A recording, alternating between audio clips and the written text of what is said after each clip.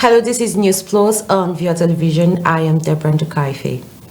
President Muhammadu Buhari will on Tuesday, January 17, 2023, receive the African Award for Strengthening Peace in Nouakchott, Islamic Republic of Mauritania.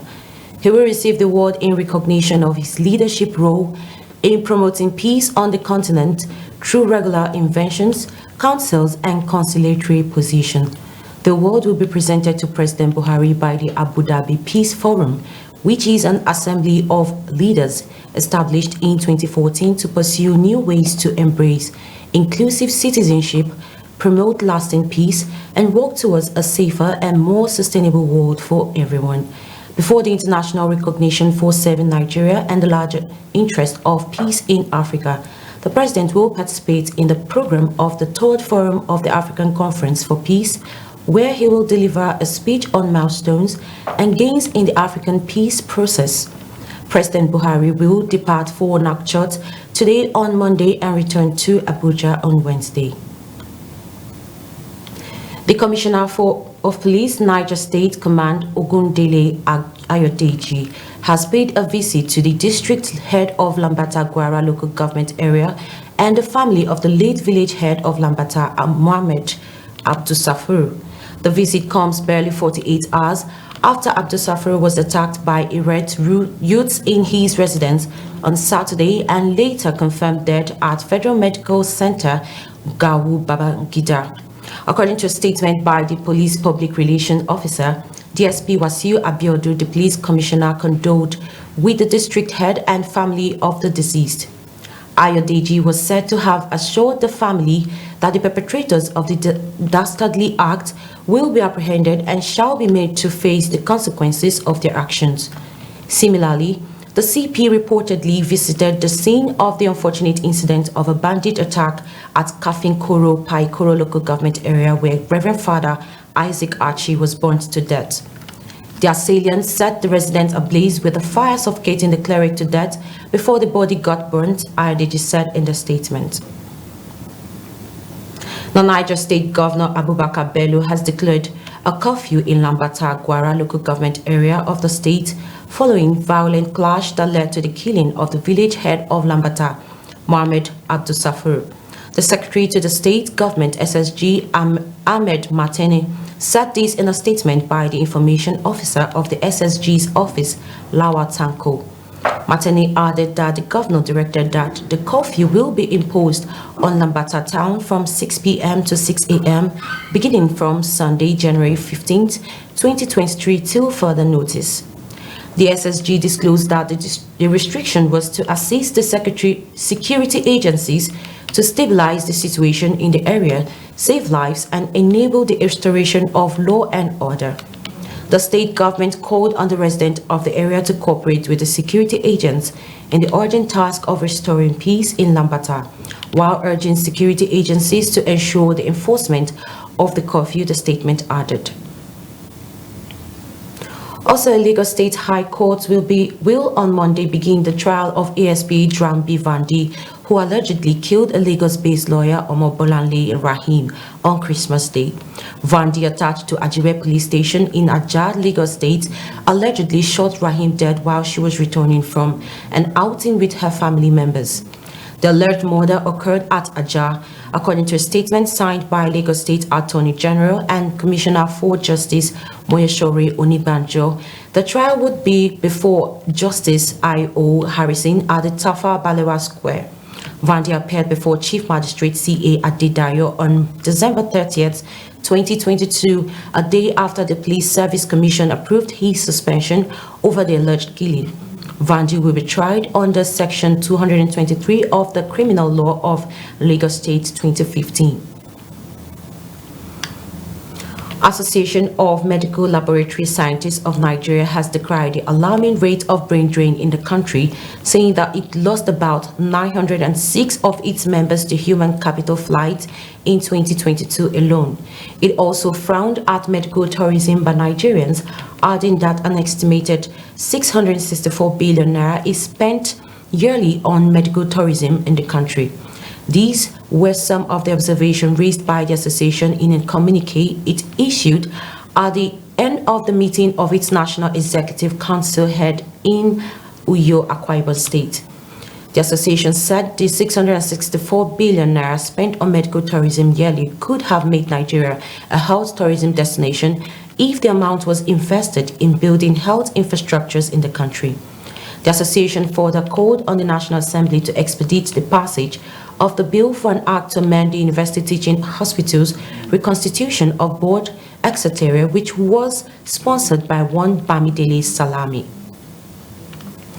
Some gunmen attacked the Independent National Electoral Commission office in the Enugu South local government area of Enugu State. This was contained in a statement signed by the National Commissioner and Chairman Information and Voter Education Committee, Festus Okoye, on Monday. According to data released by INEC on December 16, 2022, it so far recorded 50 attacks on its facilities across 15 states in the last 4 years, with Imo State topping the list of states affected with 11 incidents. The statement noted that the incident, which occurred Sunday night, was repelled by the police and military. The attackers who destroyed the security gatehouse left at least a man dead and another injured. Unfortunately, they could not gain access to the main building. However, the commission assured Nigerians that election would still take place in Enugu despite the incident.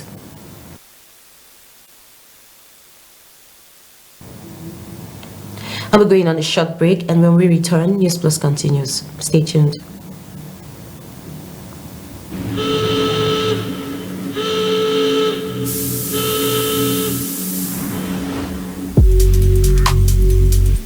Souls came together.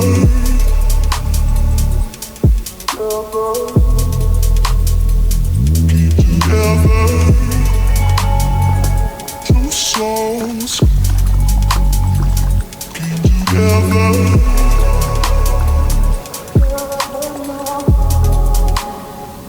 They're not now.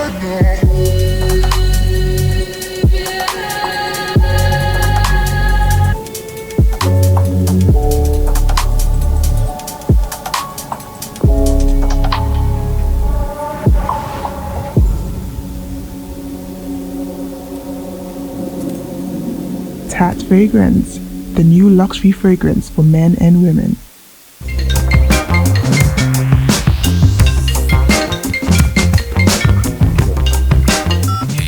Good morning, gentlemen.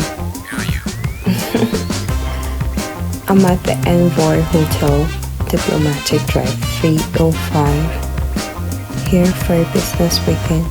It's been an amazing stay. Conference hall and business facilities here are stylish and innovative. The Envoy Hotel is luxury, esoteric, opulent, for ultimate comfort.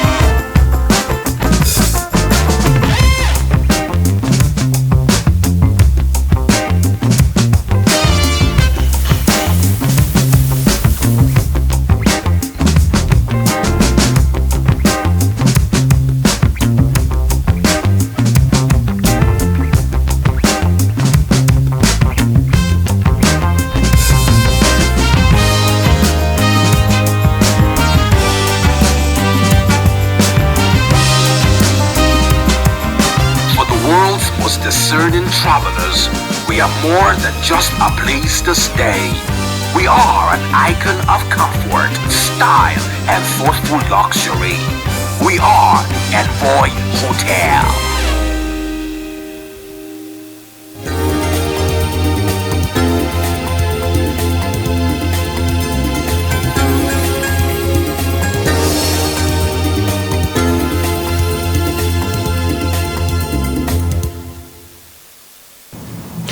At least properties worth millions of naira have been destroyed by fire outbreak at the St. Peter's Seminary, Katari in Kago local government area of Kaduna State over the weekend. The fire, which lasted for several hours, destroyed 5 academic blocks of classrooms, school hostel buildings, and a science laboratory. The rector of the school, Reverend Father Sati Edward, who was on the spot assessment tour to the facilities, said the cause of the fire is not yet ascertained.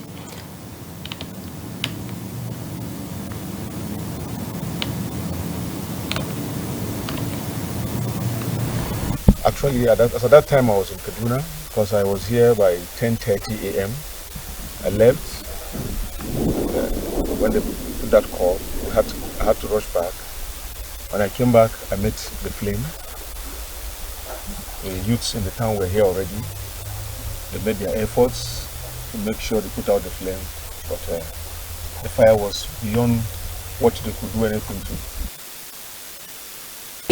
The academic secretary of the school, Mr. Bagu, says no casualty was recorded as students were not in session during the inferno, stressing that a major factor of the student absence was as a result of the incessant insecurity bedeviling the territory. Running from frying pan to fire. That we have actually run from the fire into frying pan, I don't know. We didn't want our kids, our students, children, carried into the bush, and the threats were high. And that's why we had to relocate our children to other seminaries in the state, Zaria and Kafanchan. It is indeed a huge loss, a huge loss. We thank God that no life was lost, and we thank God that students were not here when the incident happened, but we have lost so many things. A lot of laboratory equipment were all burnt down. There are hostel beds, mattresses, and fans, and a lot of things. They further call on government at all levels to intensify effort in addressing the insecurity challenges. Barely 2 days after 16 persons died in a road accident in Mango local government area of Plateau State, 2 persons have been again killed while 52 others sustained injuries in a fresh road accident in the Jos North local government area of the state. The Public Enlightenment Officer of the Federal Road Safety Corps and the state, Peter Longson, confirmed the latest accident in a statement on Monday. He said that the latest victims died when a truck plying Jos Bauchi Road crashed on several vehicles on Sunday evening. He said the injured victims had been taken to the hospital, and the Public Enlightenment Officer, who attributed the cause of the crash to brake failure and loss of control, added the rescue operation was carried out by the FRSC ambulance and emergency response team stationed along the Jos Bauchi route and men of the FRSC Jos Bypass Unit Command. The Nigerian Immigration Service has announced the passing out of its personnel who recently went through the 23rd pre-basic course at the Immigration Training School, Kano, and Customs Training College, Kano, a weekend in Kano State. Controller General of Immigration Isa Idris urged the graduates to remain guided by the training they received as well as the agency's rule of engagement in their conduct. In a statement signed by the Public Relations Officer of the service, Tony Akuneme, Idris noted that his administration has continued to demonstrate a huge commitment to human capacity development efforts at ensuring that the service produces a professional workforce sufficiently capable of confronting emerging challenges in border security and migrant management matters. Represented by the Assistant Controller General in charge of Human Resource Management, Babangida Usman, who was also the parade reviewing officer, the CG emphasized the need for the personnel to avoid compromise in the course of their duty, especially with the 2023 general elections at hand. He charged the personnel to remain apolitical and ensure non-Nigerians are not allowed to participate in the election exercise. The portal of Nigerian Immigration Service is now open for the 2023-2024 recruitment exercise. When the service announced its recruitment last week, the portal was not open to the public, but on Monday, NIS announced that the portal was live. Applications must be submitted online within 2 weeks of the day of the publication of the recruitment. There will also be a computer-based test for shortlisted candidates. 4 Malian gendarmes were killed and 3 wounded on Sunday in an ambush in the west of the Sahelian country plagued by jihadist attack. The gendarmerie said 2 gendarmerie vehicles were burned and 2 others stopped and with machine guns were captured by the attackers during this operation carried out in Kuala. The gendarmerie did not specify in its message to whom the attack was attributed. The gendarmeries, like the army, the foreign forces, and all that represent the state, are the target of the jihadist group. Since 2012, Mali has suffered from the spread of jihadism and a deep multidimensional political, economic, and humanitarian crisis. The junta in power since 2020 has turned away from former ally France and its partners and turned military and political towards the Russians. Still on international, Israel's President Isaac Herzog has warned of an impending historic constitutional crisis in the country over a controversial plan by Prime Minister Benjamin Netanyahu, far-right government to overhaul the judiciary. Herzog said in a statement that he has been mediating over the past week between the involved parties, including Netanyahu, Justice Minister Yariv Levin, who drew up the plan, and President of the Supreme Court Justice Esther Hayut. Herzog, whose role is mainly ceremonial and focused on unifying the divided Israeli society, said that his efforts are focused on averting a historic constitutional crisis and stopping the continued rift within the nation. At his weekly cabinet meeting on Sunday, Netanyahu dismissed the Saturday nationwide rallies, saying that in an election held in November 2022, millions of people voted on reforming the judicial system. He said the reforms will be discussed thoroughly in a parliamentary review committee, which also included members from the opposition. We came here to fight for the democracy, and we would like to say that the current coalition in Israel would like to change the regime to make us like a dark regime in the world, and we will not accept it and will fight for this democracy. I'm here because I think that it's important that there should be checks and balances in a democracy. And I'm concerned that the so-called reform that they're trying to pass is undermining the checks and balances in the Israeli democracy.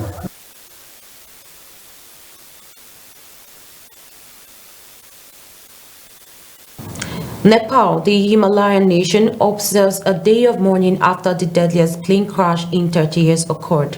Meanwhile, rescuers have resumed searching for 4 people still missing after recovering 68 bodies out of the 72 people on board of the ATR-72 aircraft operated by Yeti Airlines that crashed in the tourist site of Pokhara minutes before landing on Sunday in clear weather.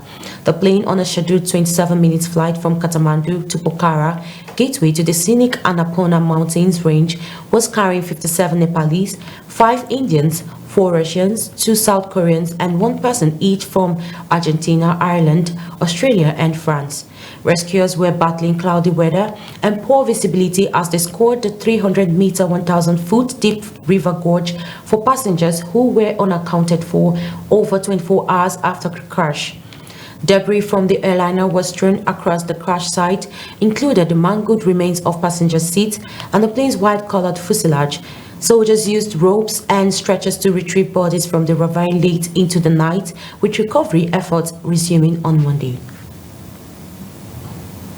Now, Belarus said Monday that joint air force drills which Russia's began on its territory amid concerns Minsk was being dragged into the Ukraine's conflict to fight alongside Moscow. The drills will last until February 1st, the ministry said earlier. The main goal of the exercise is to increase operational compatibility in the joint performance of combat training mission, the ministry said in a statement. All military airfields in Belarus will be involved in the drills.